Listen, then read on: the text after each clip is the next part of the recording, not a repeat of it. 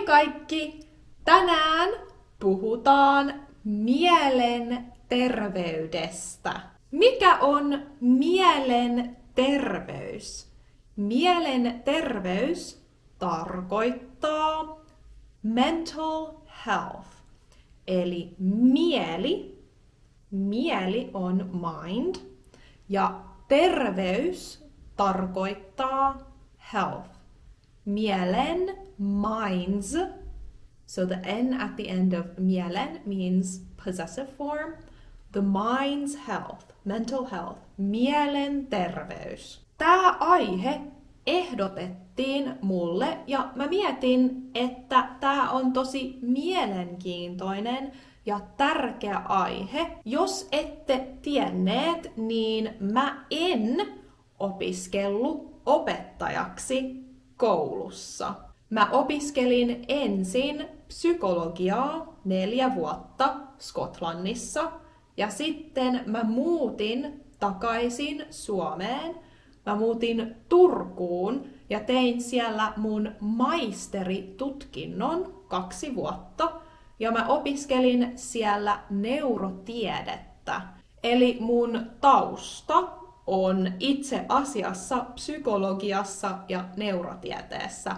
Ja tämä opetus, suomen kielen opetus, oli aina harrastus mulle. Siksi mä tykkään tämän videon aiheesta tosi paljon.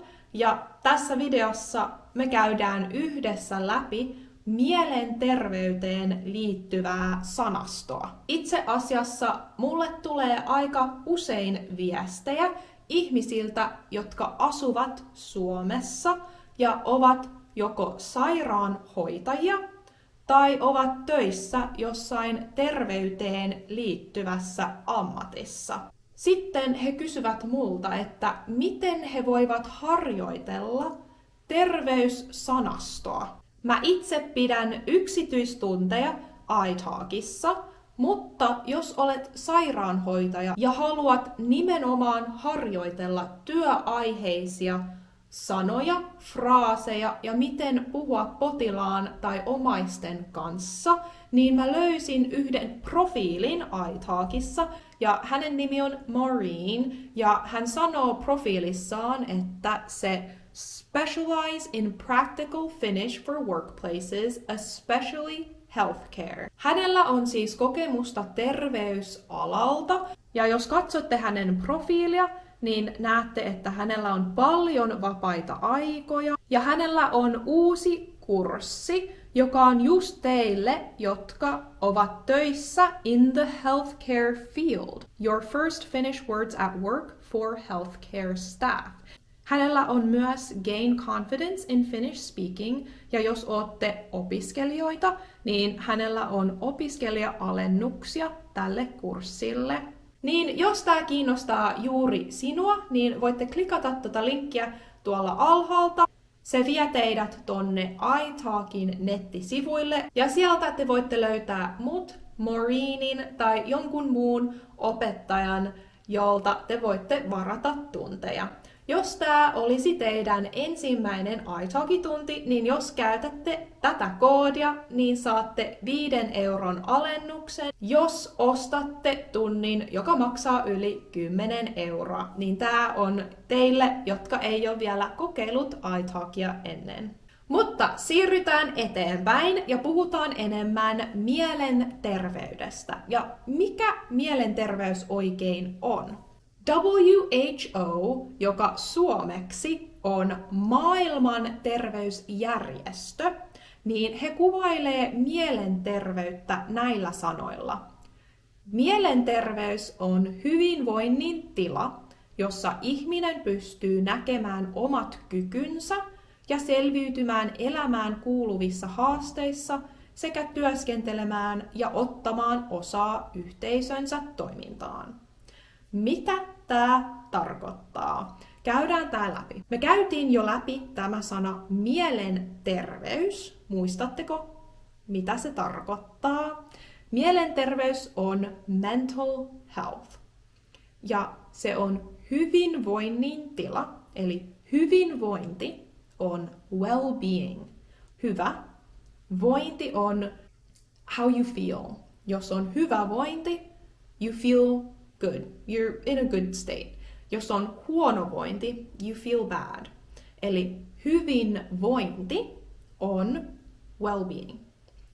Eli mielenterveys on hyvinvoinnin tila, state, jossa, where, ihminen, a person, pystyy, can, näkemään, see, omat kykynsä, omat, your own, kyky. Kyky is ability.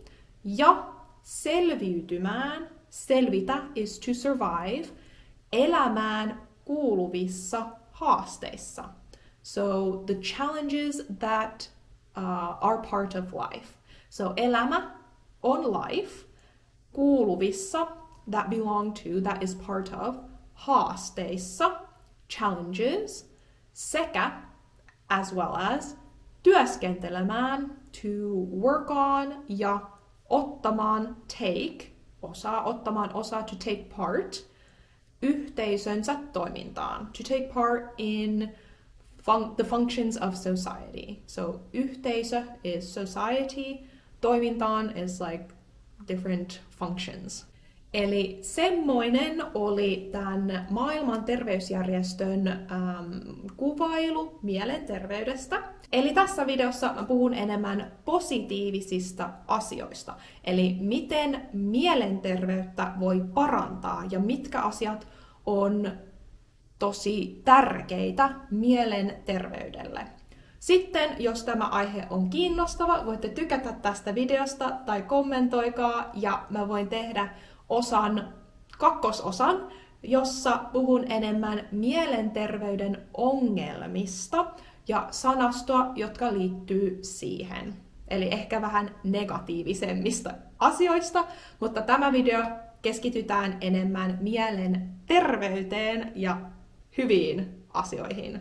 Mä sain inspiraatiota yhdestä YouTube-videosta, jonka on tehnyt Ville Mäkipelto. Mä linkkaan sen tonne alas. Niin sen videon nimi on 10 tapaa vahvistaa omaa mielenterveyttä.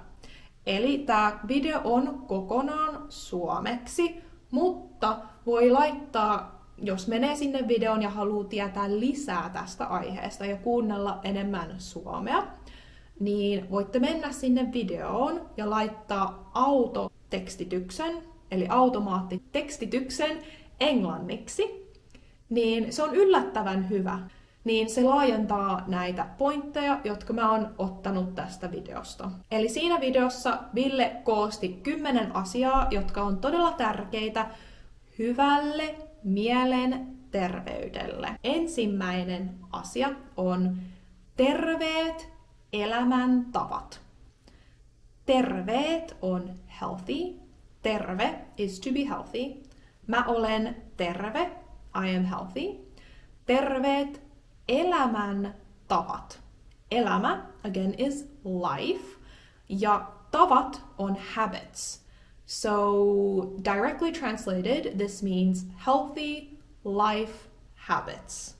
So, the things you do every day that boost your well-being. Esimerkiksi liikunta.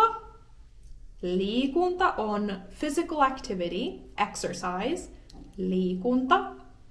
Ravinto is nutrition. Ravinto, the things you eat. Mitä syöt? Ravinto. Ja lepo. Lepo on rest. Eli liikunta, ravinto ja lepo ovat esimerkkejä terveestä elämäntavasta. Totta kai terveet elämäntavat eivät yksin by itself ratkaise kaikkea, mutta ne ovat yksi tärkeä osa mielenterveyttä. Kakkosasia on uneen panostaminen. Mikä on uneen panostaminen? Uni on sleep. Lepo on rest. Uni on sleep. Panostaminen is putting effort into something. So if I say uneen uneen panostaminen, it means putting effort into sleep. So putting effort into getting enough sleep. Miten tämän voi tehdä? Esimerkiksi nukkumaan meno on samaan aikaan. Nukkumaan meno. To sleep go. So bedtime. Nukkumaan meno. Herääminen samaan aikaan. Herätä on to wake up. Herääminen, waking up, samaan aikaan.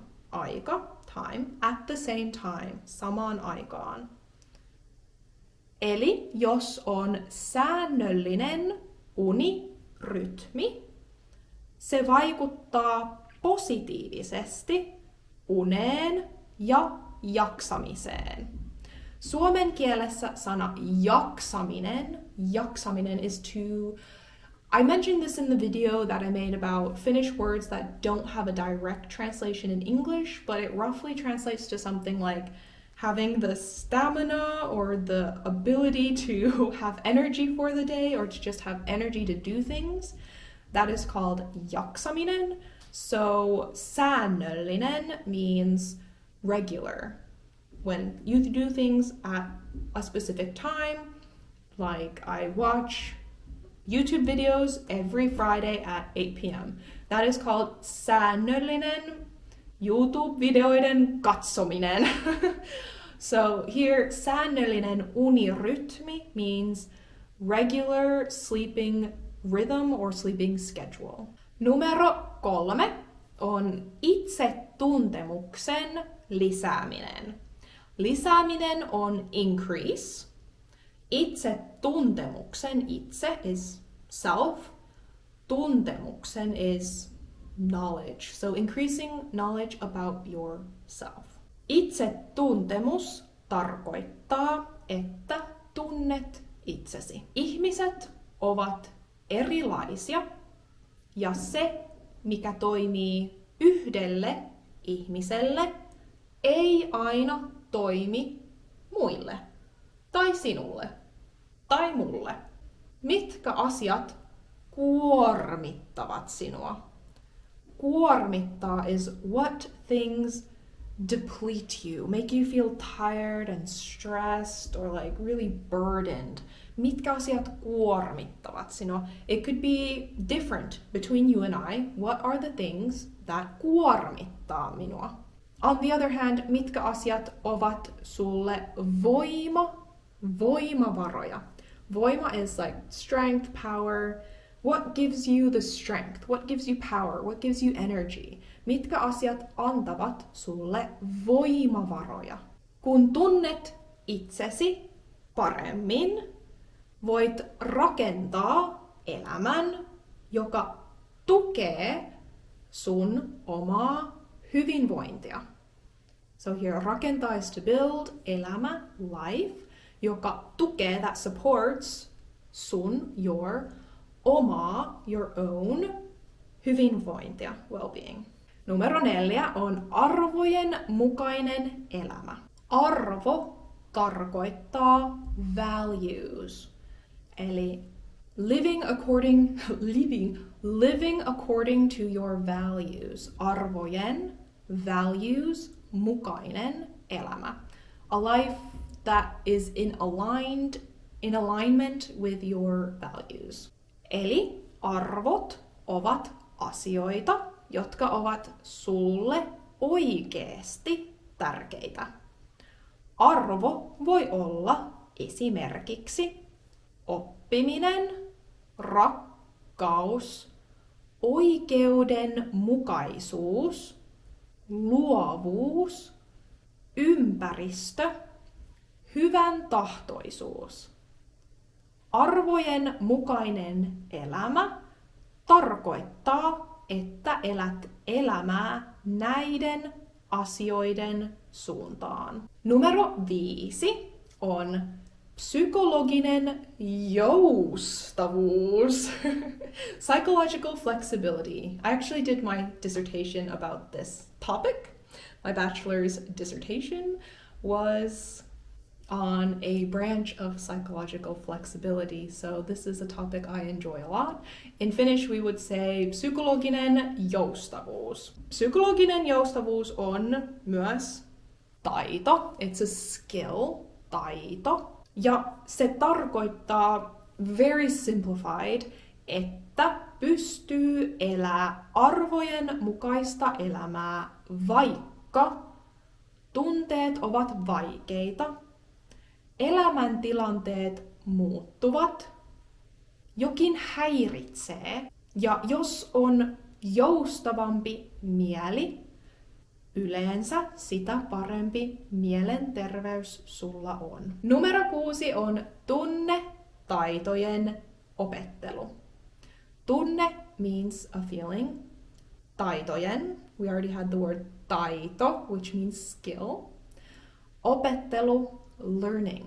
So learning about emotional skills. Tunnetaidot tarkoittavat omien tunteiden tunnistamista ja että pystyy puhumaan omista tunteista.